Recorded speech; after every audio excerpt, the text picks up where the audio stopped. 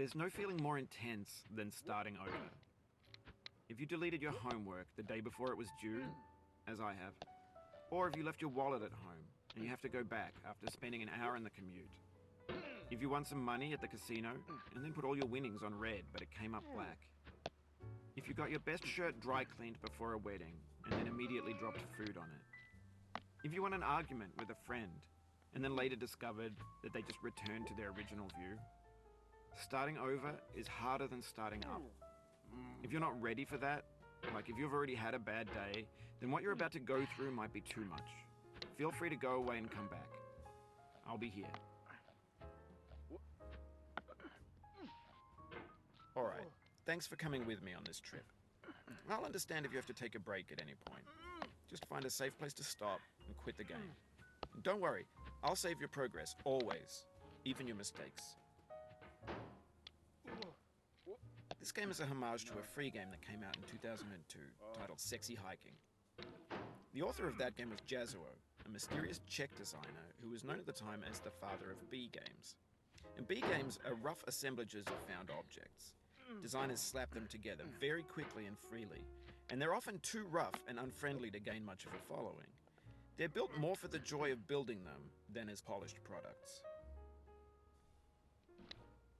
In a certain way, Sexy Hiking is the perfect embodiment of a B game. It's built almost entirely out of found and recycled parts, and it's one of the most unusual and unfriendly games of its time. In it, your task is simply to drag yourself up a mountain with a hammer. And that act of climbing, in the digital world or in real life, has certain essential properties that give the game its flavor. No amount of forward progress is guaranteed. Some cliffs are too sheer or too slippery. And the player is constantly, unremittingly in danger of falling and losing everything. Anyway, when you start Sexy Hiking, you're standing next to this dead tree that blocks the way to the entire rest of the game. It might take you an hour to get over that tree, and a lot of people never got past it. You prod and you poke at it, exploring the limits of your reach and your strength, trying to find a way up and over. And there's a sense of truth in that lack of compromise.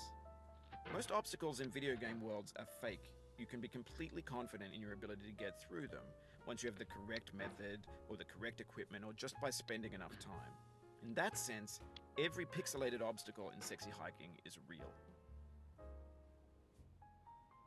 The obstacles in Sexy Hiking are unyielding, and that makes the game uniquely frustrating. But I'm not sure Jazuo intended to make a frustrating game. The frustration is just essential to the act of climbing, and it's authentic to the process of building a game about climbing. A funny thing happened to me as I was building this mountain. I'd have an idea for a new obstacle, and I'd build it, test it, and it would usually turn out to be unreasonably hard. But I couldn't bring myself to make it easier. It already felt like my inability to get past the new obstacle was my fault as a player rather than as a builder. Imaginary mountains build themselves from our efforts to climb them, and it's our repeated attempts to reach the summit that turns those mountains into something real. When you're building a video game world, you're building with ideas, and that can be like working with quickset cement. You mold your ideas into a certain shape that can be played with, and in the process of playing with them, they begin to harden and set until they're immutable, like rock. And at that point, you can't change the world. Not without breaking it into pieces and starting fresh with new ideas.